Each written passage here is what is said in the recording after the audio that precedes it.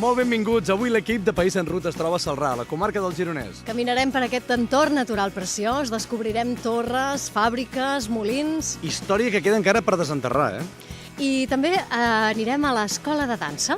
Una de les amb més projecció internacional que té, I parlarem de cultura també, Albert, perquè l'obra de teatre Aventura neix aquí a Celrà. Que, per cert, de la mà d'aquest artista, d'en David Planes, ho fa en un lloc molt particular, em sembla. No? Doncs avui us desvetllarem el secret.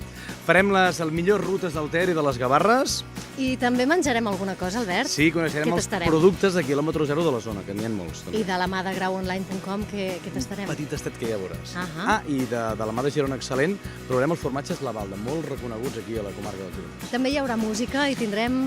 Puça Diatònica, que presenta disc anomenat L'any de la Picó. Doncs què fem, Albert? Obrim les maletes per donar-vos a conèixer Celrà, a la comarca del Gironès. Comencem?